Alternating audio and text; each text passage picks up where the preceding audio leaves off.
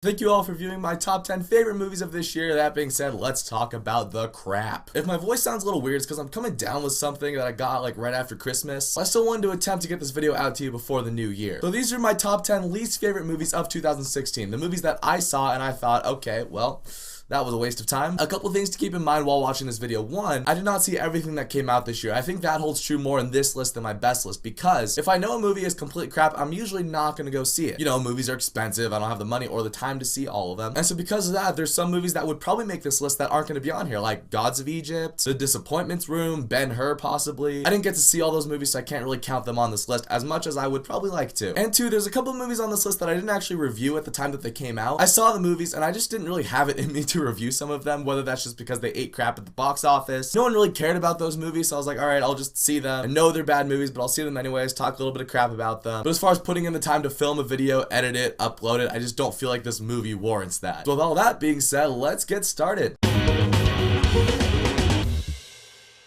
At number 10, we have one of the most disappointing movies of the year for me. I'm gonna get crap for this, I know, but Batman vs Superman: Dawn of Justice. I actually debated putting this on, and again, if I had seen movies like Gods of Egypt, this movie wouldn't have been on this list. When I was going over the movies I saw Batman vs Superman, and I was like, that movie was such wasted potential, it deserves to be on here. This movie was boring, it was slow, and had redeeming aspects about it, like Ben Affleck. I thought that completely wasted the character of Superman that they had built up in Man of Steel to actually be kind of a cool Superman. Jesse Eisenberg was completely miscast as Lex Luthor. The best thing about this movie is that it builds up this promise that we're going to get eventually a cool Justice League movie. But with the way the DC universe is going right now, that promise is slowly fading.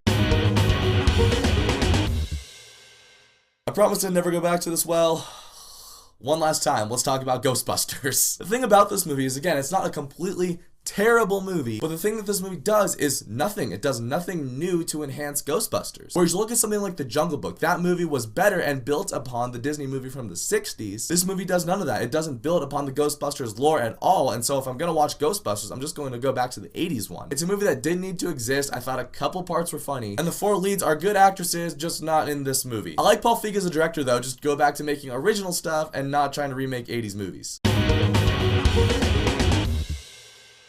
Next up, we have the last movie that I reviewed this year, Assassin's Creed. I actually almost had Warcraft on the spot, but when I was looking at it, I was like, no, but Assassin's Creed was really boring. Warcraft wasn't really a good movie either, but at least it had some cool mythology in it. This movie could have been really sweet. I mean, like Michael Fassbender in an Assassin's Creed movie. That sounds awesome, just don't stay in the present the entire time like this movie did. It had some cool fight scenes I enjoyed when they were back in time, but the fact that this movie was so much in the present day really slowed it down. But at least Tomb Raider, The Last of Us, and Uncharted can be good movies. They're not, guys. I'm saying it right now, those are not going to be good movies.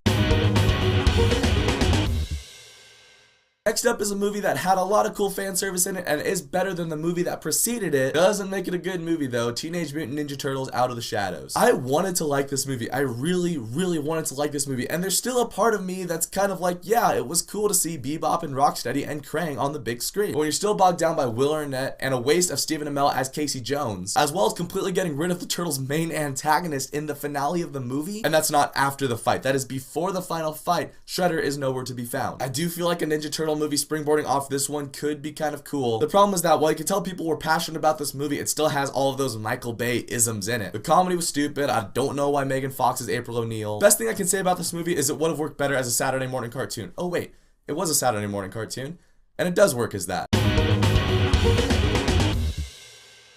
At number 6, we have a movie that came out pretty early in this year. We have Pride and Prejudice and Zombies. And it's in that order: Pride and Prejudice and some zombies. Now granted, I haven't read Pride and Prejudice and Zombies, and I haven't even read Pride and Prejudice, but this movie was too much of the cheesy Pride and Prejudice part, not enough for the zombies part. There's a cool blend in there that this movie just didn't know how to reach. The movie had a couple cool characters and a couple cool action scenes, but this is another movie where it was just a total snooze fest because it's all Pride and Prejudice. And I'm not saying Pride and Prejudice is terrible, I'm sure it's great. I mean, that's probably why it's lasted so many years. But when you're looking for a movie that's trying to flip that Pride and Prejudice element on its head, this wasn't the movie to do it. January, the time for failed New Year's resolutions and terrible horror movies, The Boy. What's frustrating about The Boy is that the last 15 minutes or so of The Boy was really cool, but everything leading up to that was really boring and formulaic. Everyone in it was a total horror movie cliche. You could see pretty much everything that was going to happen apart from the last 15 minutes from a mile away. There's not really much else I can say about this movie other than the fact that Lauren Cohen was in it, and guess who else she played this year? That's right, Martha!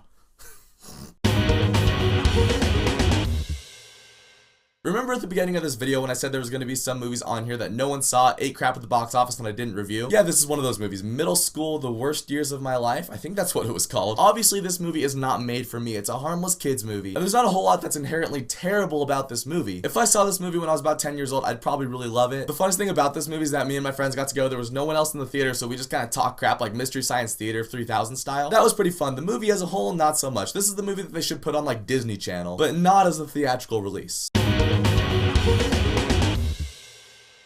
So Batman v Superman was a big disappointment this year. This is another movie that was a huge disappointment. A part of me kind of knew that was going to be crap, but I still wanted it to be great, and it wasn't. And that was Independence Day Resurgence. I really love the first Independence Day movie. I feel like it's a really fun summer blockbuster movie, and this movie just didn't have that. It had Jeff Goldblum. He's back, sure. He's doing his Jeff Goldblumisms. He's probably just there to cash a paycheck. Half the returning cast didn't even need to be there. A waste of Brett Spiner, waste of Vivica A. Fox, waste of Bill Pullman. And the new cast didn't really grab me. I like Liam Hemsworth. I just want him to do something good soon.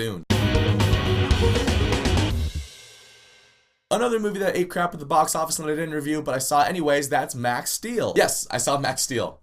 That happened. Everyone knew this movie was going to be crap. It didn't screen for critics. It got a 0% on Rotten Tomatoes. It made like, what, $8 at the box office or something? Okay, it didn't exactly make $8, but I'm pretty sure I'm not that far off. A movie that no one asked for, no one wanted. In a year that's already stuffed with superhero movies, I just don't get why this movie was made. A stupid hero, a stupid sidekick, an alright villain, I guess. This movie has nothing of value though. It's one of those movies that should have come up in the very back section of Netflix. Ha ha ha. Oh, alright.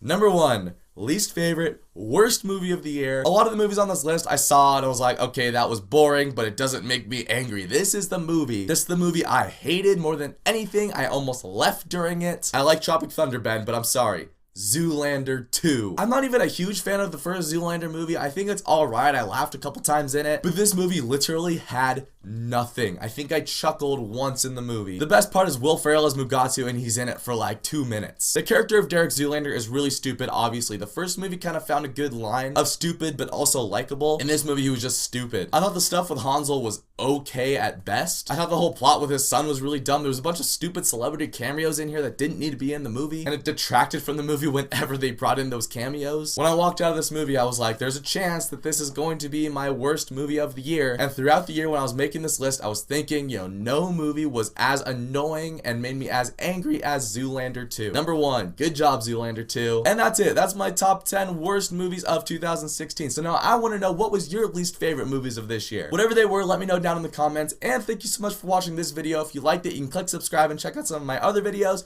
And I'll catch you guys next time.